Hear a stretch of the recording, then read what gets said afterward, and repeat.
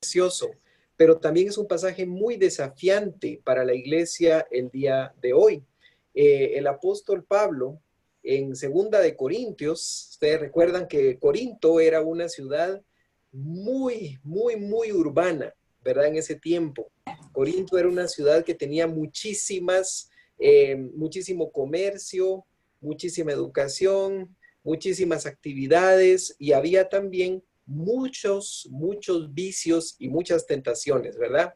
Era la gran manzana de la época, ¿verdad? Podríamos decir, en ese tiempo, mientras que Roma era la ciudad, digamos, una ciudad que era el imperio, la cabeza del imperio político. Corinto era un lugar donde había muchísimo comercio. Y en ese momento, en ese tiempo tan convulsionado políticamente y de tanta migración, porque había mucha migración, el apóstol Pablo les dice a la iglesia de Corinto un recordatorio muy importante, y es que somos como creyentes responsables de hacer un ministerio que reconcilie. Ahora, este ministerio que reconcilie no es como lo hacemos en nuestro lenguaje cristiano actual, ¿verdad? Cuando dicen es que fulanita reconcilió, ¿verdad? Quiere decir, se había apartado un poquito, había caído quizás en algún hábito pecaminoso y luego se arrepintió de lo que estaba pasando y se acercó más al Señor, ¿verdad? Esa es la idea de reconciliación en nuestro contexto latinoamericano y evangélico. En la palabra, el término reconciliación significa que en cierta manera la creación y todo lo que Dios había hecho se desconectó del rumbo que tenía, se desconectó del propósito divino y de nuevo regresa a su estado de conexión como Dios lo había deseado desde un principio. Esa es la idea de la reconciliación. De manera que nos dice la palabra en el libro de en la carta de segunda de Corintios, capítulo 5, nos dice prácticamente, nos dice desde el 17 que ustedes ya conocen, que dice que si alguno está en Cristo, es una nueva criatura, las cosas viejas pasaron y todas las cosas son hechas nuevas. Pero más adelante nos dice que esto viene de Dios, quien dice nos reconcilió consigo mismo por Cristo. ¿Verdad? Ahí está toda la teología de la salvación y de la reconciliación reunida en este pasaje. Y aquí dice, todas las cosas son hechas nuevas, y luego dice que Cristo reconcilió al mundo y no solo nos hizo nuevos, nos reconcilió con Dios, sino nos dio el ministerio de la reconciliación. Entonces, ¿quién es la iglesia? ¿Quiénes son ustedes? ¿Quiénes son ustedes líderes, jóvenes, pastores? Son agentes de reconciliación. ¿Y qué significa esto? Que Dios estaba en Cristo reconciliando al mundo. O sea, en realidad no dice solamente estaba reconciliando a los creyentes, estaba reconciliando al mundo. Y cuando la palabra en Juan 3:16 dice, de tal manera amó Dios, no dijo a los que se arrepientan, ¿verdad? Sino que Dios amó al mundo. Y los que creen tienen esa posibilidad de tener esa vida eterna y no perderse. Pero de alguna manera nos encargó a nosotros esta palabra, no tomándoles en cuenta sus pecados, nos encargó la palabra, el ministerio de la reconciliación. Así que dice que somos embajadores en nombre de Cristo, como si Dios rogase a través nuestro. Entonces nosotros el apóstol le ruega en nombre de Cristo a los corintios que se reconcilien con Dios. Y ese tema de la reconciliación es precioso. Se habla de la labor de Jesucristo conectando. Entonces, ayer platicamos un poco acerca de la necesidad de pensar en la comunidad y no solamente de pensar en nosotros mismos como iglesia o en los que van agregándose al cuerpo de Cristo, sino en la comunidad. ¿Y cómo podemos nosotros de alguna manera impactar la comunidad? Yo quiero compartirles, les voy a compartir un momentito, voy a bajar la presentación que quiero compartirles en esta tarde. Y hoy vamos a platicar un poquito más acerca, no solamente ya del diagnóstico. Ustedes ya a partir del día de ayer aprendieron muchos, sobre cómo hacer un diagnóstico de la comunidad, cómo hacer un análisis de la comunidad. Hoy vamos a platicar cómo transformar esa comunidad. Yo quisiera compartirles algunas historias. Yo recuerdo que en una ocasión tuvimos la oportunidad de conversar con un grupo de personas que se encontraban en República Dominicana. En República Dominicana ustedes saben que hay algunos haitianos que han llegado, de hecho muchos haitianos que han migrado hacia República Dominicana buscando trabajo, algunos de ellos trabajando en las plantaciones del azúcar. Y bueno, hay una historia muy dura, muy difícil para la población haitiana. Resulta que en esa ocasión, conversando con el Centro de Misión Transformadora, en este tiempo, resultó que había un problema y es que las visas, perdón, no las visas, sino que la ciudadanía dominicana de los que eran descendientes de haitianos estaba siendo cancelada, debido a que no solamente sus padres entraron, digámoslo así, sin tener un estatus migratorio al país, sino que ellos, a pesar de que habían nacido en este país, ya habían tenido una ciudadanía, perdían el derecho a ser ciudadanos dominicanos. Y entonces muchos hermanos dominicanos estaban preocupados por las implicaciones que tenía no tener una ciudadanía.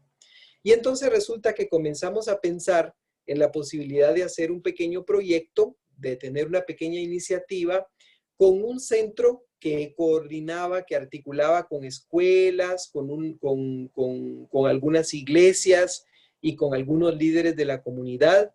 Y empezamos a tener momentos de diálogo, momentos de conversación y a crear un espacio para promover una cultura de, digámoslo así, de hermandad en la comunidad.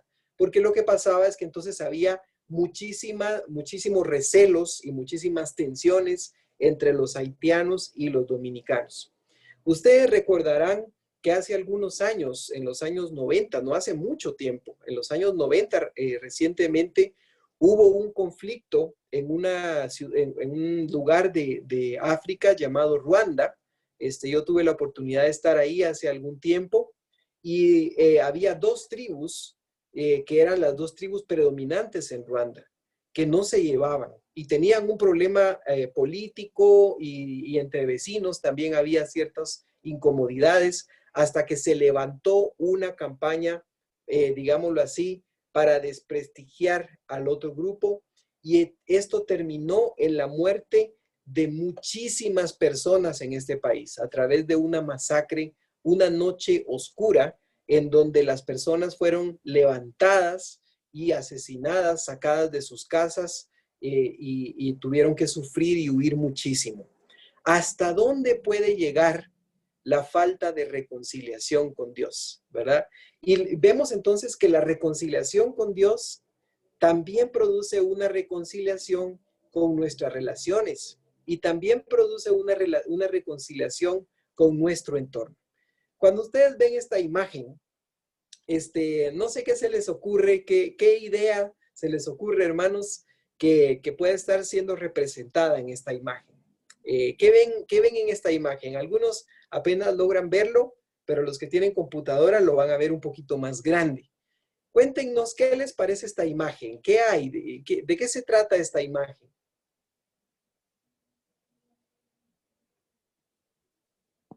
Armonía. Armonía, ¿verdad? Armonía, nos dice Joel, ¿verdad? Hay de alguna manera tranquilidad, como que todos están activos, cada quien tiene una ocupación.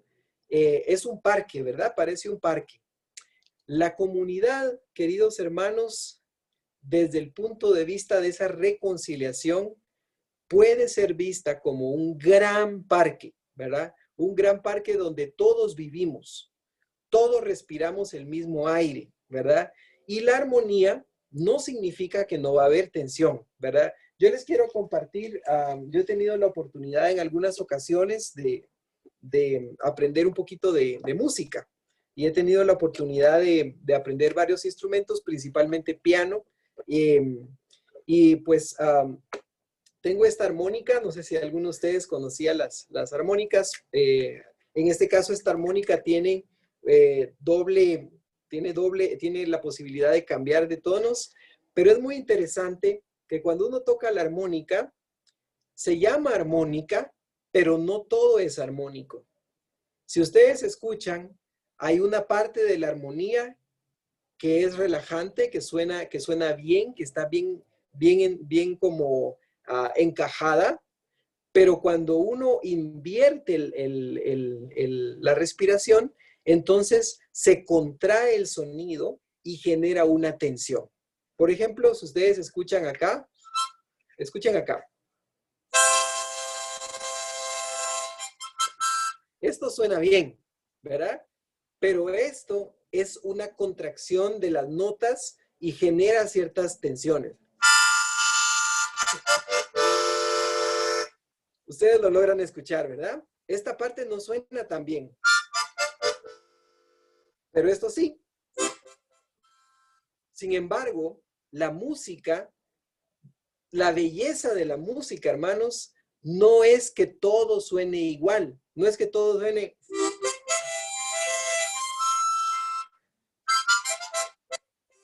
Si se dan cuenta, ahí ya hubo un momento de tensión. Esa parte le agrega riqueza a la relación. Lo que quiero decir con esto, hermanos, es que cuando una relación tiene armonía, cuando en nuestra comunidad hay armonía, siempre va a haber conflictos, siempre va a haber tensiones, siempre va a haber momentos de sentir esa tensión. Y eso no está mal, ¿verdad? No está mal. Por ejemplo, aquí no sé si hay cuántas personas casadas habrá, ¿verdad? Los que son casados digan yo, por favor, ahí en el chat, para que podamos ver quiénes están casados. Pero ustedes me podrán dar testimonio de que en una relación de pareja, ¿verdad? Henry está casado, ¿verdad? Dice, no sé cuántos años de casado tienes, Henry. Si puedes desactivar tu micrófono. Bueno, 20 años. Y Henry, te quiero hacer una pregunta. ¿Alguna vez en tu vida, no te voy a preguntar, Javier también dice, ¿verdad? Pero le voy a preguntar a Henry y te voy a pedir que nos confieses, ¿alguna vez en tu vida has tenido alguna diferencia de opinión, aunque sea pequeña, con tu esposa? ¿Que no piensa exactamente igual que tú? Bueno, bastantes veces. Ah, bueno. Yo creo que al final tú nos puedes dar testimonio que a pesar de que la amas, a pesar de que están adelante, de que tienen un compañerismo, siempre hay tensiones, ¿verdad? Siempre. Y para los chicos que esperaban tener la pareja ideal y nunca tener problemas, pues por favor platiquen con Henry. Henry les va a ayudar a aceptar la realidad, ¿verdad, Henry? Entonces, la idea, hermanos, es que cuando uno tiene una armonía en la comunidad, siempre hay tensiones. O sea, el ministerio de la reconciliación no significa que todo sea planito, que no tenga ningún obstáculo, que no tenga ningún contratiempo. Siempre va a haber dificultades. Y cuando pensamos en esto, pensamos quizás en alguna ruta. Yo quisiera plantearles una primera opción, una primera ruta que podríamos ir pensando para poder trabajar con la comunidad. El día de ayer, ustedes recuerdan que hicimos un ejercicio de pensar como en un diagnóstico de la comunidad y luego de ese diagnóstico identificar algunas acciones, digámoslo así, una teoría de cambio o una idea del cambio que queremos ver en base a nuestra visión o a nuestra proyección de lo que sería el shalom. ¿Qué es promover el shalom en esa comunidad? En algunos casos,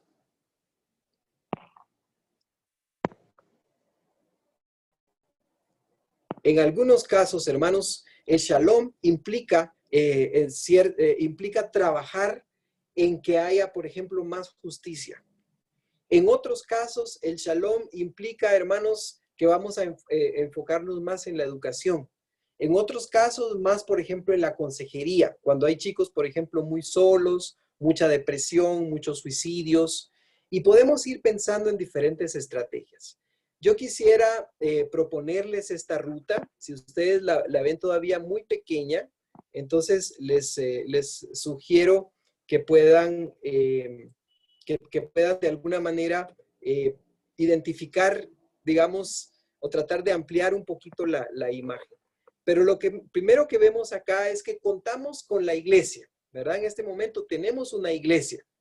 Ya la iglesia es un grupo que tiene una jerarquía, que tiene, por ejemplo, temas como, por ejemplo, la parte de los diáconos. No sé cómo está estructurada la iglesia de ustedes, pero de alguna manera podemos pensar en diferentes tipos de jerarquías que pueda tener la iglesia. La iglesia también tiene personas con talentos, personas con dones, personas con habilidades. Yo no sé si tú conoces cuál es tu don, cuál es el don espiritual que el Señor te ha dado o los dones que Dios te ha dado para poder servirle.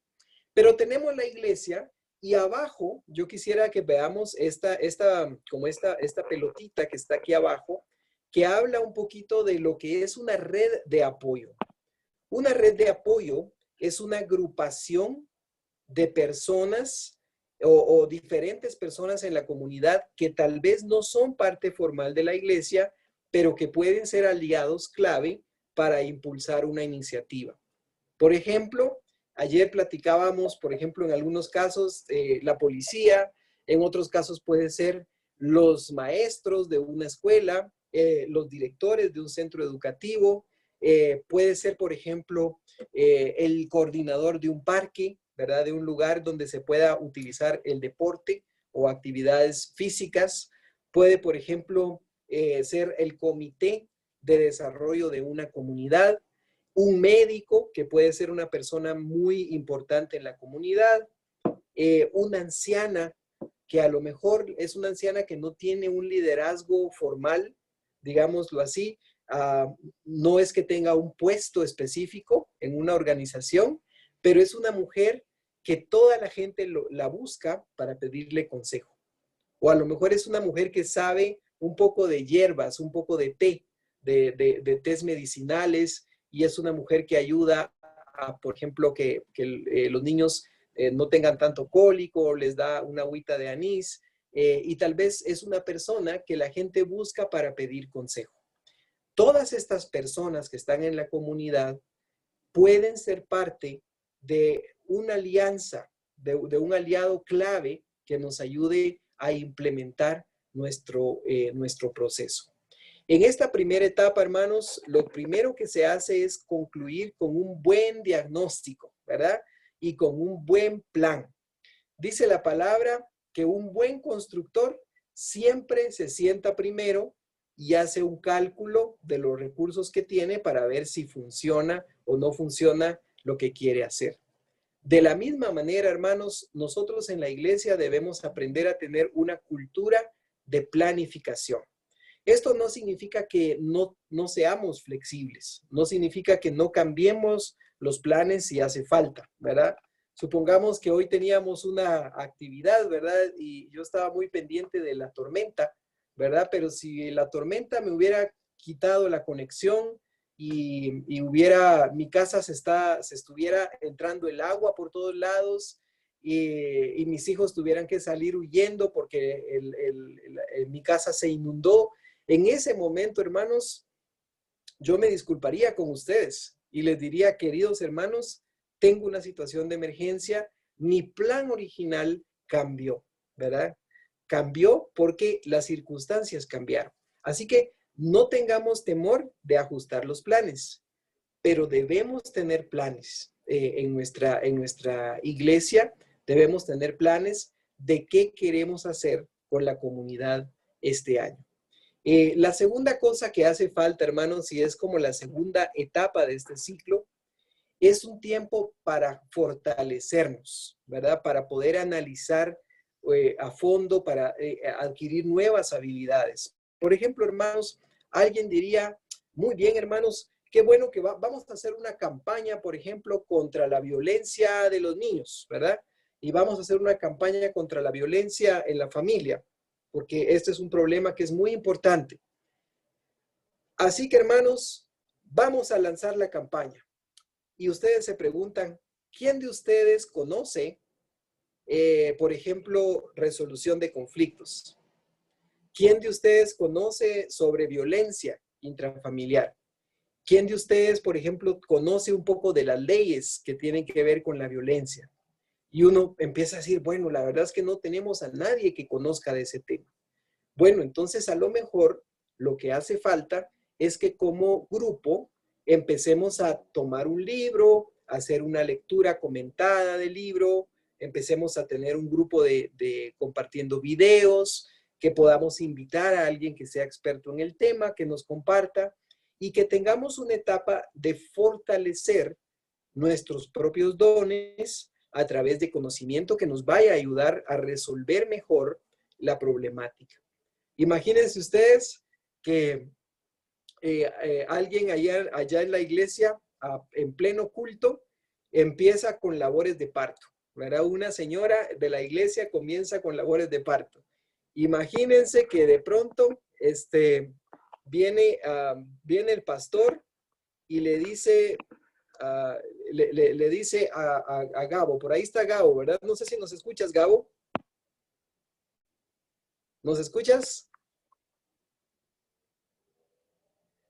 No sé si está Gabo por ahí, pero si no está, vamos a preguntarle ahí por ahí está Javier que también está casado. Me imagino que algo sabe de temas de chicos, pero no sé, Javier, ¿qué harías si te dicen de manera urgente, mira, por favor, atiende tú el parto de esta persona? ¿Te atreverías, Javier? ¿Te animarías, Gabo? Cuéntanos un poquito ahí por el chat o cuéntenos por el micrófono, si lo pueden desactivar. ¿Qué harían si les toca a ustedes atender un parto en pleno culto?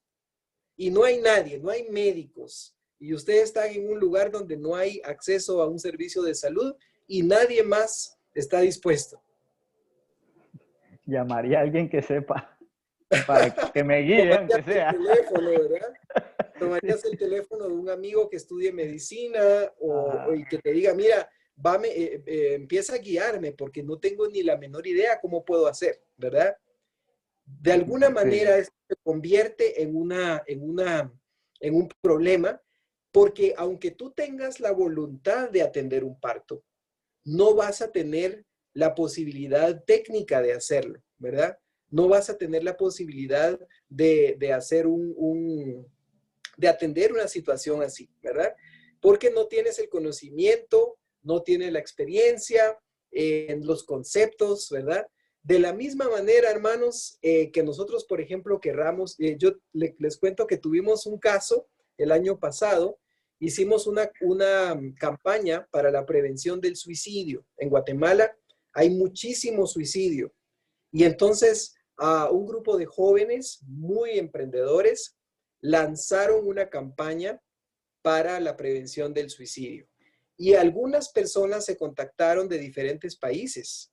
Y en las primeras 24 horas tuvimos más de 200 solicitudes de ayuda de chicos y chicas que estaban pensando quitarse la vida. Y algunos de ellos nos contaron que asistían a una iglesia, ¿verdad? Que asistían a una iglesia y que de alguna manera estaban conectados con la fe cristiana. pero teniendo problemas de depresión, de ansiedad y de pensamientos de suicidio. Cuando los chicos se dieron cuenta que también habían lanzado la campaña, pero estaban tan poco equipados para poder atender una crisis, entonces organizamos un grupo de psicólogos que eran cristianos y de consejeros profesionales con experiencia que nos ayudaron a atender algunos casos, ¿verdad? Pero en cierta manera, imagínense ustedes lanzar una campaña contra el suicidio y no tener a nadie que sepa cómo ayudar a alguien por teléfono, ¿verdad? Y a pesar de eso, tuvimos la experiencia de una situación de un chico que no logramos a tiempo atender es decir, atendimos la llamada a tiempo, pero este chico ya tenía una determinación y no estaba en nuestras manos y él murió. Pero ¿se imaginan ustedes esta situación tan tensa? Entonces, lanzar, por ejemplo, una campaña donde diga, si tu esposo te está golpeando, acude a la iglesia, ¿verdad? Acude a nosotros y que te vamos a ayudar. Y resulta que llegan 20 mujeres con moretones y con señales de violencia, huyendo del esposo a la iglesia. ¿Qué vamos a hacer con estas mujeres? ¿Cómo las vamos a atender, verdad? De alguna manera, hermanos, es importante tomar tiempo para la formación, porque eso nos va a ayudar a estar capacitados para poder enfrentar lo que pueda venir, ¿verdad? Si ustedes, como dicen en Guatemala, si ustedes destapan la olla de grillos, los grillos van a brincar. Así que en algunos casos, por eso la iglesia prefiere a veces mejor, con algunos temas, mejor dejarlo tapadito, así verá cómo está en la comunidad, porque no queremos revolver el agua, no queremos empezar a generar una expectativa que no se va a cumplir.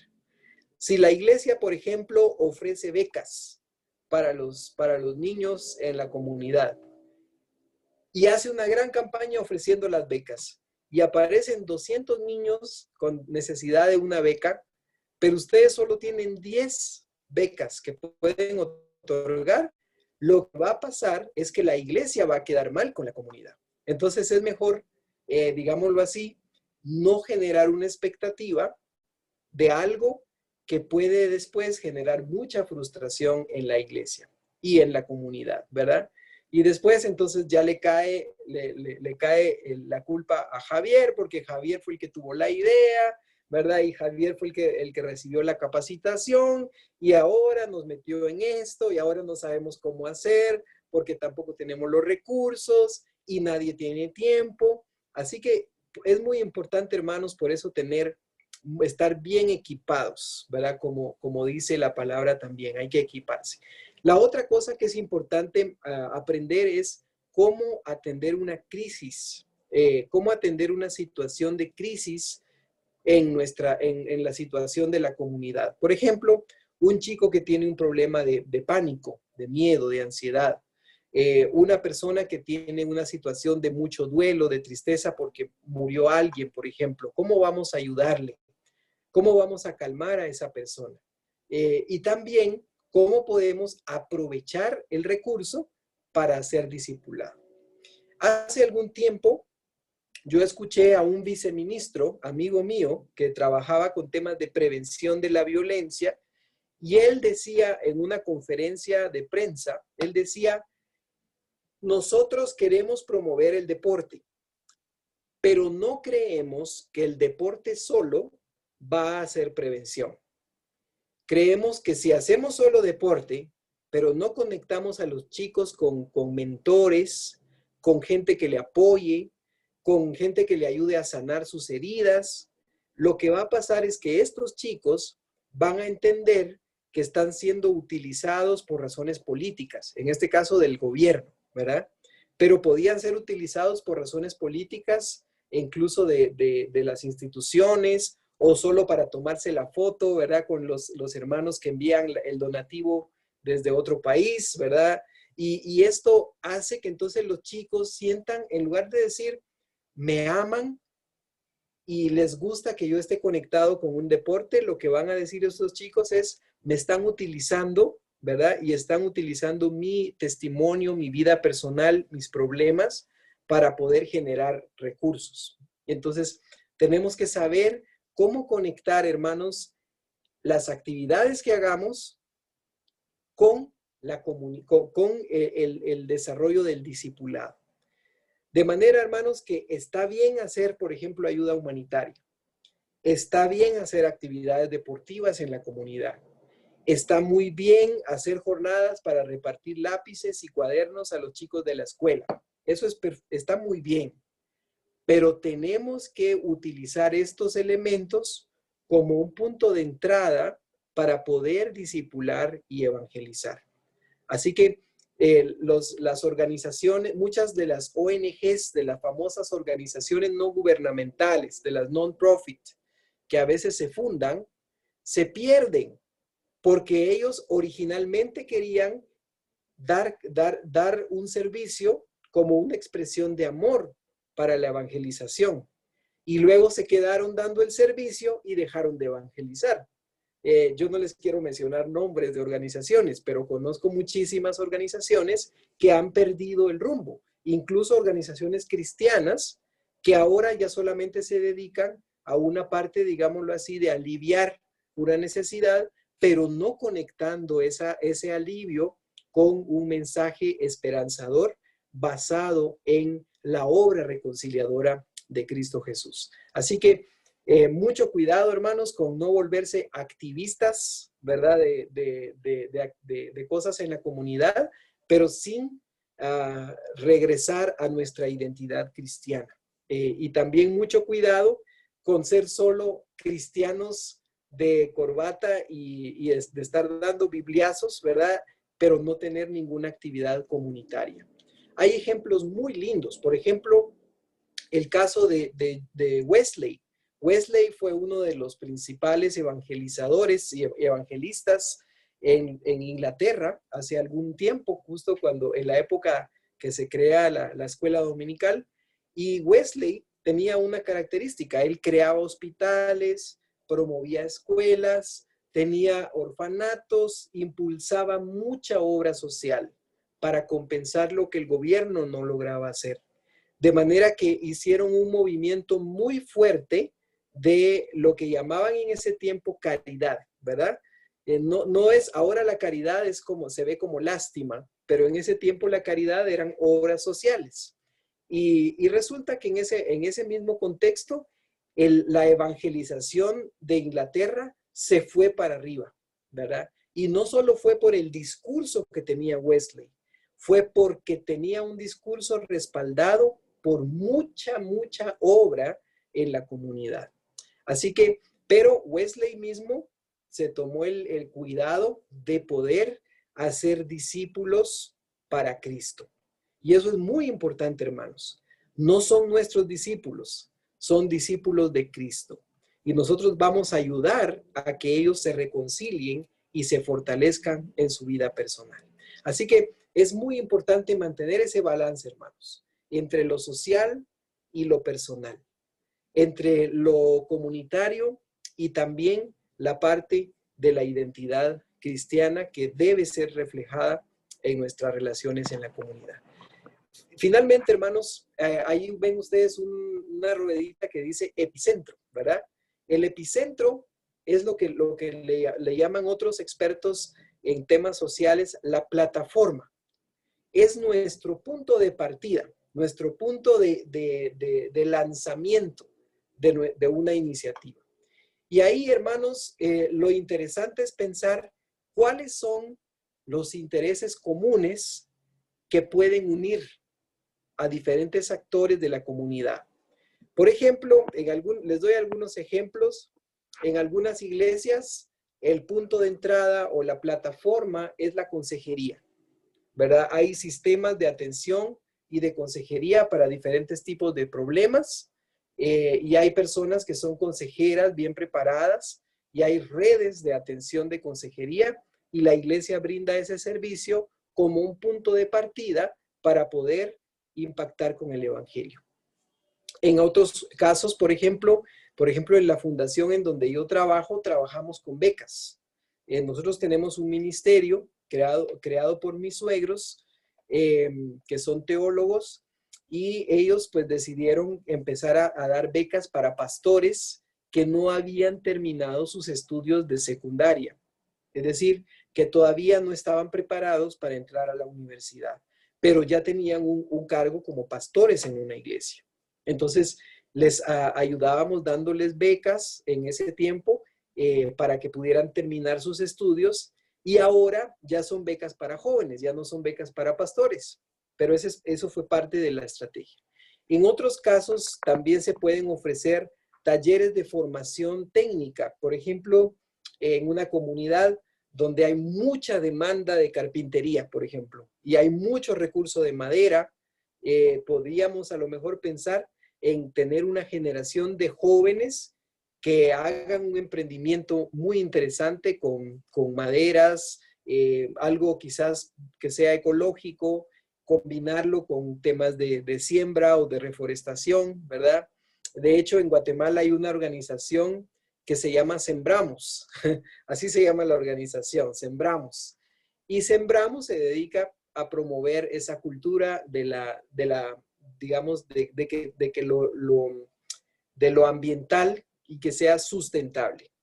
También tenemos, por ejemplo, temas de juego y de ocio. El ocio no es malo, hermanos. El ocio si esto es un ocio para renovarnos, más que ocio, yo diría recreación, quizás es la palabra correcta, ¿verdad? Porque ocio suena como que no está haciendo nada.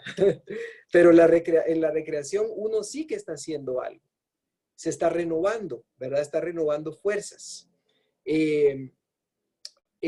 Por ejemplo, algunas organizaciones tienen participación, programas para que los jóvenes analicen los problemas de la comunidad, busquen soluciones comunes. Mis hijos recientemente estaban involucrados en la renovación de un parque y un grupo de chicos se reunieron, hicieron una campaña para recolectar fondos vendiendo galletitas y cosas como estas. Fueron a vender las galletitas, juntaron el dinero y con ese dinero compraron un poco de material para mejorar el parque. Así que hicieron un mejoramiento de un parque en una comunidad. Y esto pues los padres lo agradecían, los chicos lo agradecían, la iglesia estaba contenta, y estos chicos, como a ellos les costó, por ejemplo, sembrar una llanta para hacer un juego en ese parque, o colocar un mural un mural artístico, como a ellos les costó cortar la grama, el césped en ese parquecito, ellos tenían una conciencia de cuidado del parque, ¿verdad? Y algunos de estos chicos vivían cerca de ese parque. De manera que podemos ver que la participación puede ser en muchos niveles, hasta incluso a nivel comunitario, a nivel político. Por ejemplo, chicos que pueden organizar un debate entre dos candidatos a la alcaldía y hacerles preguntas, ¿verdad? Para que se genere opinión pública. Chicos que pueden, en cierta manera, proponer un nuevo reglamento a nivel de su comunidad, o una nueva disposición, hasta chicos que pueden pintar o mejorar la calle, por ejemplo, ¿verdad? Ahí hay muchísimas cosas y hay algunas herramientas que se pueden trabajar. A nivel de políticas, también les quiero contar que nosotros tuvimos la oportunidad hace un tiempo de ayudar a una organización que tiene una red de pastores para formar una comisión dentro de la municipalidad que se encargara de crear un reglamento o una política de protección de la niñez.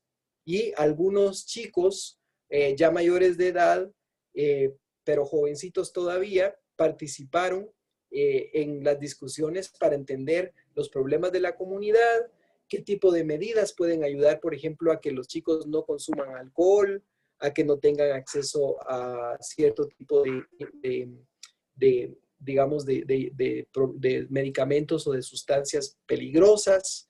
Incluso en otra comunidad recuerdo que logramos que el alcalde prohibiera hiciera un normativo, no prohibiera, pero hiciera un normativo para la venta de venenos agrícolas, porque los venenos agrícolas estaban siendo utilizados por los jóvenes para el suicidio. Entonces, a partir de ese tiempo, había una planilla, una hojita, y cada persona que compraba un veneno en una tienda de productos agrícolas debía colocar su nombre, su número de identidad, para poder constar que esa persona era mayor de edad y que no era un adolescente, porque a veces mandaban a los chicos a comprar venenos a la tienda y los vendían como si fuesen dulces. También, por ejemplo, hermanos, algunas iglesias, esto es para motivarlos, ¿verdad? Algunas iglesias deciden enfocarse en algún tipo de conducta específica. Por ejemplo, el consumo de alcohol, ¿verdad? Si es un problema grave entre adolescentes, podemos enfocarnos en eso. Y hay materiales, hay recursos que se pueden usar. Alguien podría decir, bueno, el tema de las autolesiones, ¿verdad? Los chicos que se cortan porque se sienten muy frustrados, podemos trabajar con ese tema. Por ejemplo, los embarazos de adolescentes, nos podemos enfocar en esa parte. Por ejemplo, los pleitos, las peleas callejeras, nos podemos enfocar en las peleas callejeras. Luego está el tema de la violencia familiar, hermanos. Ahí hay una falta de ortografía, ya la notaron quizás, pero la violencia intrafamiliar también puede ser abordada desde la iglesia. De hecho, hay organizaciones que ya tienen materiales, recursos, métodos que pueden utilizarse. El tema del SIDA, el tema del VIH, ¿verdad? El tema de la sexualidad, ¿verdad? De tener una sexualidad, digámoslo así, de un desarrollo sexual saludable y de acuerdo a parámetros y a principios de la identidad en Cristo, ¿verdad? Podemos trabajar con este tema.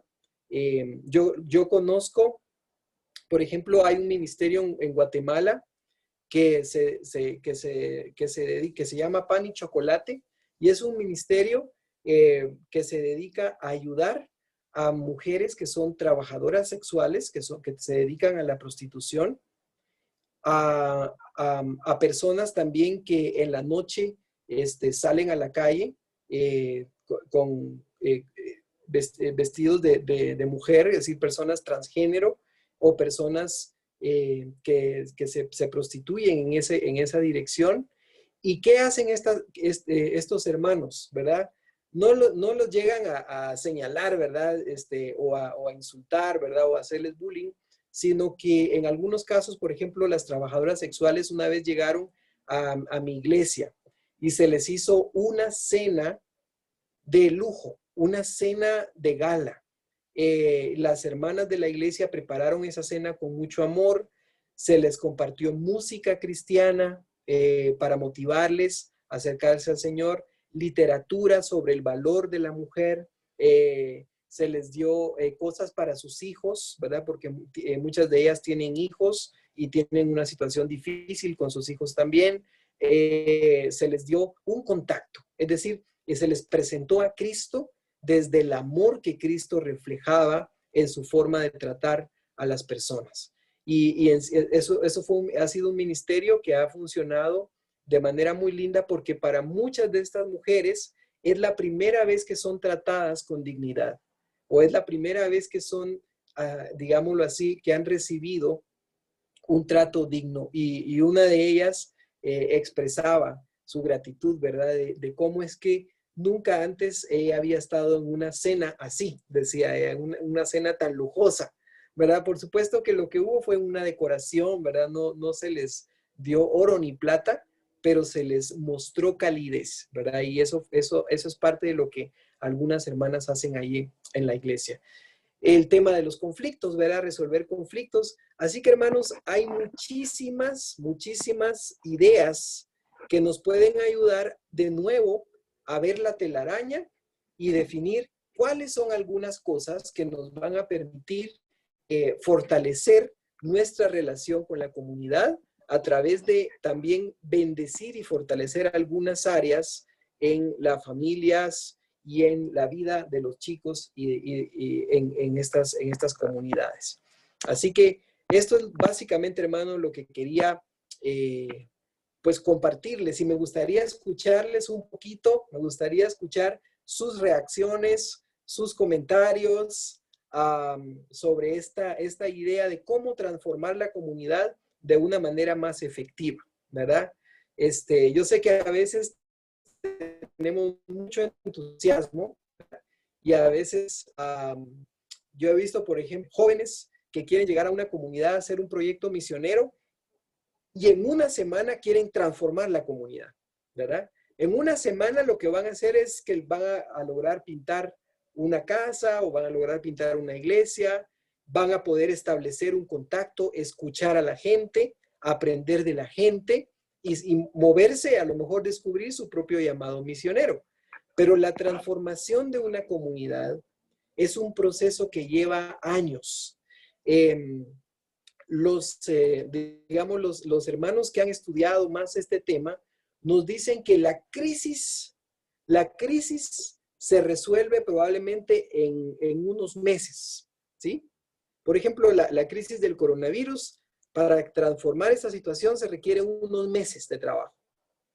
Pero luego, cuando queremos crear confianza en la comunidad, mejorar las relaciones de la comunidad y ayudar a que la iglesia sea entendida un poco mejor y sea aceptada en la comunidad, eso puede lograrse entre 1 y 5 años, hermanos. Estamos hablando de 5 años. Es decir, la crisis la podemos abordar de forma rápida, pero transformar la percepción que la gente tiene de la iglesia lleva más o menos 5 años de trabajo, ¿verdad? No son 5 años de esperar, son 5 años de trabajar. Lo que nos dicen también es que ahora, para que la iglesia realice un impacto en el sistema de la comunidad, ¿sí? Por ejemplo, en la forma como la comunidad aborda un problema. Por decirles algo, yo recuerdo en mi ciudad que el alcalde se propuso crear una cultura de más limpieza. Entonces, el alcalde era, pero despiadado con sus multas para la gente que tiraba basura. Y entonces y no perdonaban nada, ¿verdad? Es decir, encontraban a alguien tirando basura y le ponían multas altísimas, la gente se protestaba, la gente se quejaba y se quejaban y se quejaban y al final de cuentas el alcalde persistía en esas multas. Y lo que ocurrió fue que en un lapso ni siquiera en el primer periodo, porque fue alcalde varios periodos, en el segundo periodo, al final del segundo periodo, la gente ya tenía la conciencia de no tirar tanta basura, ¿sí? Ya tenía más conciencia de no tirar basura. Yo recuerdo que una amiga me compartió la vez pasada que había un rótulo en la carretera de Guatemala que decía: por favor, no sea sucio, no tire la basura en la carretera, échela al río, ¿verdad? Entonces, y estaba firmado por una municipalidad, ¿verdad? ¿Se imaginan ustedes? Así era la cultura quizás de no tener conciencia ambiental. Cambiar la cultura ambiental, cambiar la cultura de violencia, cambiar las normas en una comunidad. Probablemente eso lleva, nos dicen los sociólogos, entre 10 y 20 años de trabajo, ¿sí? Así que creo que es una iniciativa que ustedes pueden ir haciendo, pero no esperen tener un impacto tan rápido. Ahora, probablemente en el camino van a poder discipular a mucha gente, van a poder evangelizar a muchas personas y van a poder transformar muchas vidas en lo individual. Y ya solo eso vale la pena, ¿verdad? Ya solo eso vale mucho el esfuerzo. Así que, hermanos, me gustaría a mí escucharles a ustedes ahora. Me gustaría escuchar algunas reacciones, comentarios, preguntas, lo que ustedes quisieran comentar en este momento. Solamente desactiven su micrófono y siéntanse en libertad de compartirme, tal vez de manera breve para que nos dé tiempo de ir cerrando, pero me gustaría mucho escucharles qué piensan de este proceso de transformación de la comunidad. Y también cuáles han sido sus experiencias en la iglesia, porque yo sé que ha habido muchas iniciativas probablemente.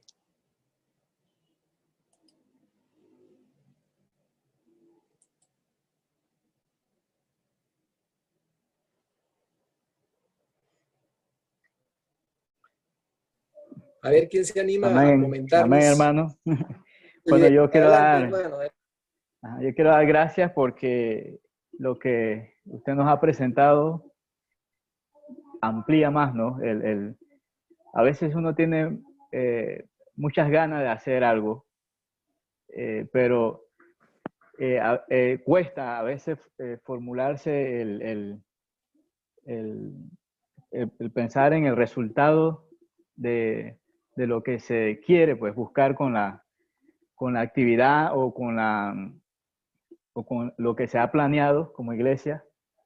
Y, y este tiempo que hemos tenido con usted nos ha ayudado, a mí personalmente, pues me da más puntos de enfoque en pensar y ya ir teniendo una idea de cómo trabajar más preciso en la comunidad.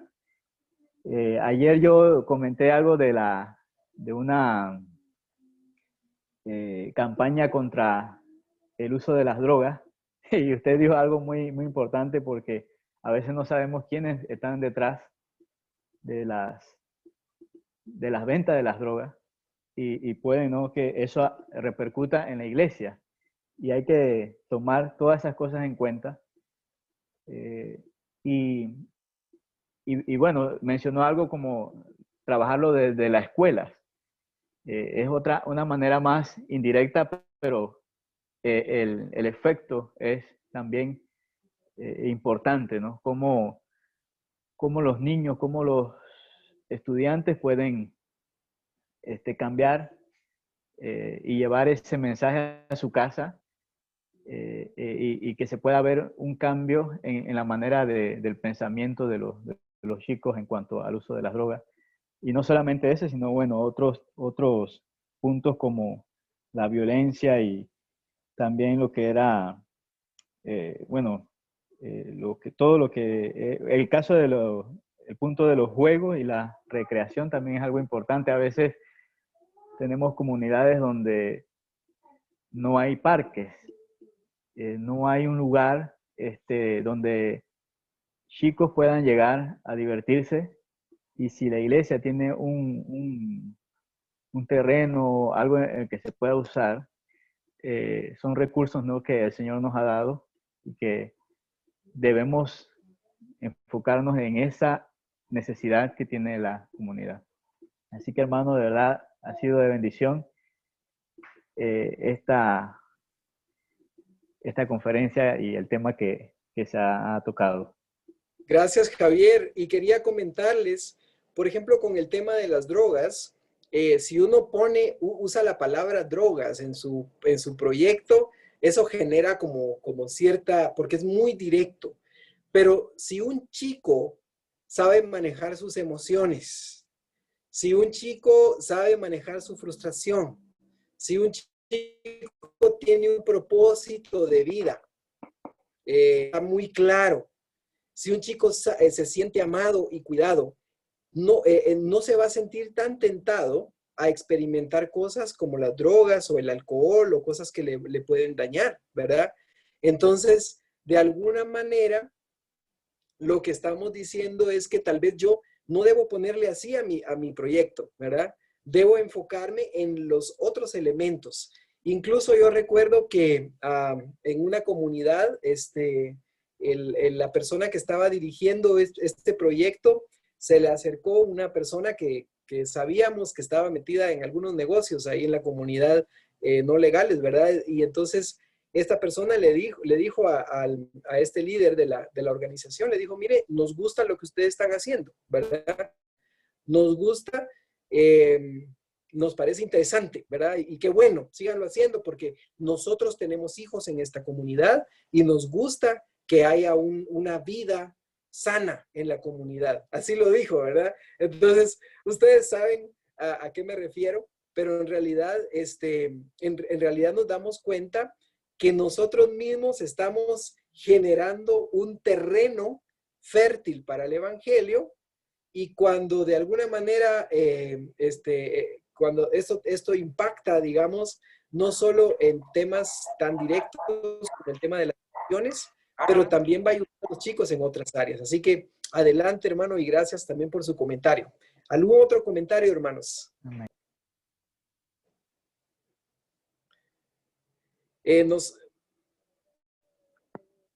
Nos preguntan por ahí, ¿cómo tratar con personas transexuales? Porque en mi escuela me preguntan opiniones y no sé cómo responder a esas preguntas. Bueno, la primera respuesta es con amor, ¿verdad? Esa es la primera cosa. El momento que usted perdió la perspectiva del amor, perdió su perspectiva cristiana, ¿verdad? Porque esa es la forma como Cristo trabajó con una persona con diferentes situaciones en el tiempo en el que él hizo ministerio, ¿verdad? La segunda cosa es que creo que nos debemos centrar en la relación de esa persona con Dios. Es igual que cualquier otro tipo de situación. O sea, yo, por ejemplo, vengo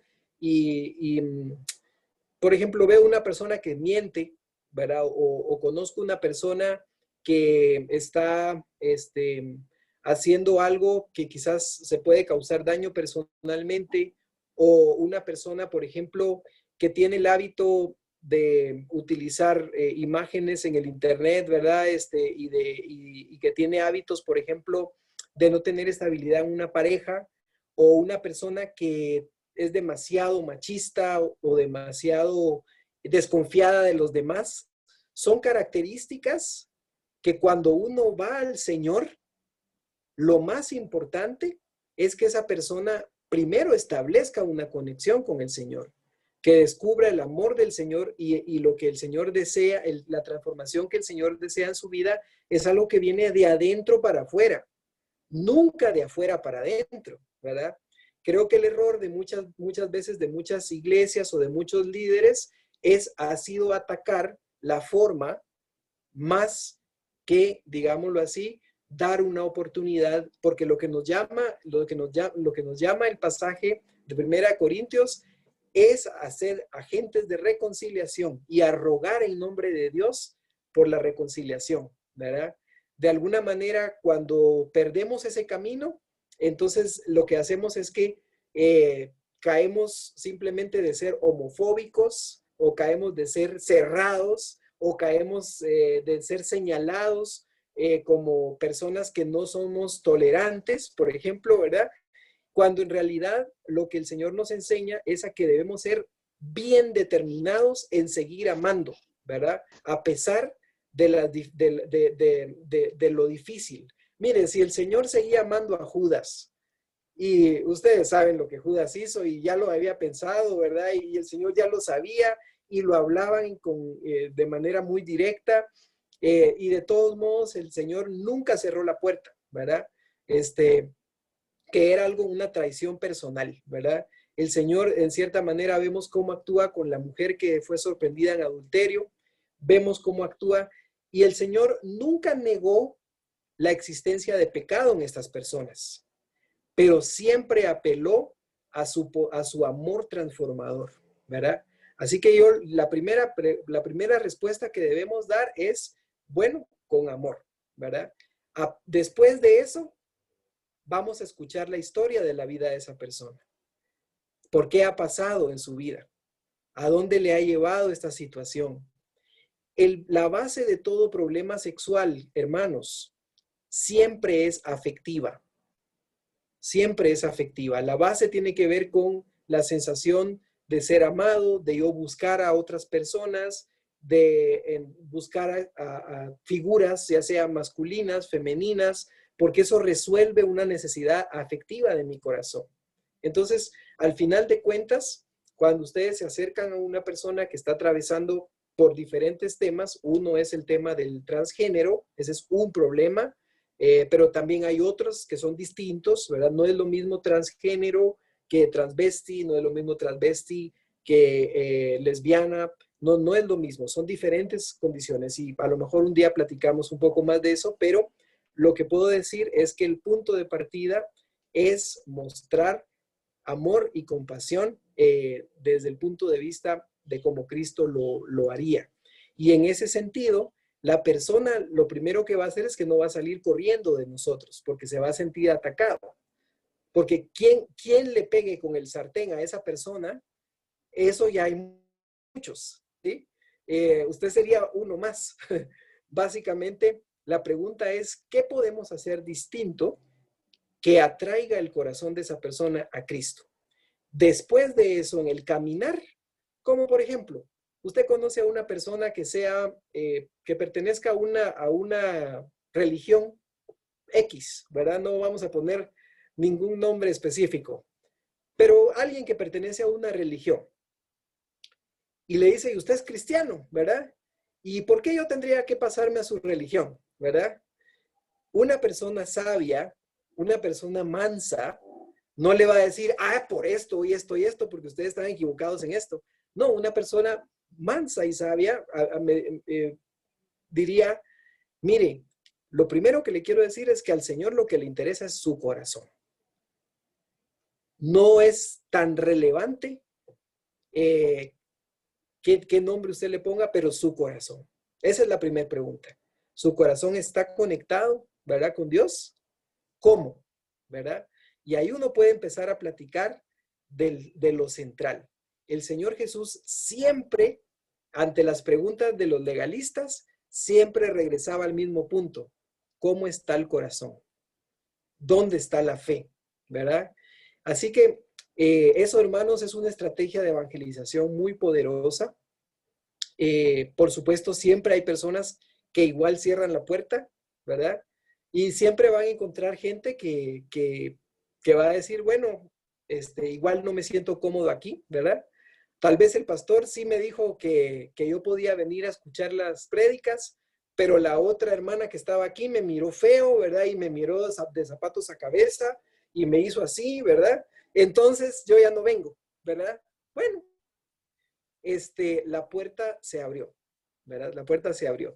Y también ustedes deben saber que las personas que han sufrido mucha discriminación son hipersensibles. Con que uno comente algo, diga algo, ya se sienten aludidas, ¿verdad? Y ofendidas. Entonces, a veces no se puede evitar, ¿verdad? Pero lo que debemos hacer es, hermanos, como dice la palabra, en lo que sea de nuestra parte, buscar la paz con todas las personas. Y en ese sentido, las personas que están atravesando por una condición o que tienen una condición transgénero, tienen que ser entendidas como personas creadas a la imagen y semejanza de Dios. Porque eso Dios no dijo que hizo a algunos seres humanos a su semejanza y a otros no, ¿verdad? De manera que podemos reconocer esa dignidad personal que la persona tiene por encima de su apariencia, por encima de lo raro o por encima de lo extravagante que se mire o de las cosas que ha hecho. Creo que al final de cuentas, si nosotros juntamos nuestras chifladuras y nuestras equivocaciones, que en el día del juicio, pues también vamos a tener que dar cuenta de ellas, ¿verdad? Pero nos damos cuenta que nadie de entre nosotros está sin ninguna falta como para poder, así como el Señor dijo, lanzar una piedra, ¿verdad? Todos hemos caído, lo que pasa es que en diferente forma hemos ofendido al Señor. Algunas formas son más escandalosas que otras y otras son más discretas, ¿verdad? Pero de alguna manera la palabra nos insta a ver a las personas considerándonos a nosotros mismos y también considerando nuestra propia debilidad. Y yo creo que eso es muy importante porque ustedes en la comunidad se van a encontrar con gente de todos colores y tamaños, ¿verdad? De todas actitudes y de todas formas. Y si lo que usted trae es el amor de Cristo, tiene que demostrarlo, aunque la persona sea una persona que duerma en la calle y apeste cuando usted se le acerca, ¿verdad? Aunque la persona que entre, porque hay gente, por ejemplo, los chicos que viven en la calle, llegan a la iglesia porque les dan un pan y comen el pan, pero su estilo de hablar está lleno de palabras ofensivas, ¿verdad? Su aroma va a sentirse así. Entonces uno dice, bueno, ¿hasta dónde yo puedo ver a través de todo eso que me pone la barrera, la persona, y ver su necesidad de Cristo en medio de todo eso? Así que les animo, hermanos, a que puedan ver a la gente con ojos de fe, y eso incluye también a las personas transgénero, ¿verdad? Verlas con ojos de fe, verlas como el Señor las ve, ¿verdad? Y verlas también con la compasión que el Señor las ve. Así que les animo, hermanos, a que sigan en ese proceso. Vamos a ir entonces cerrando. Yo quería también terminar en esta noche orando por cada uno de ustedes y orando también por sus iglesias, por sus ministerios. Veo tantos jóvenes con miradas tan lindas, tan llenas de vida, que a mí me apasiona solo pensar lo que el Señor puede hacer en estos años venideros a través de las vidas de ustedes, en las vidas de tantas personas. Y si me permiten orar, vamos entonces a poner en manos del Señor este tiempo. Gracias, Padre, por este momento. Gracias por tus bendiciones. Son tan grandes, Señor, que perdemos la perspectiva a veces de cuántas son.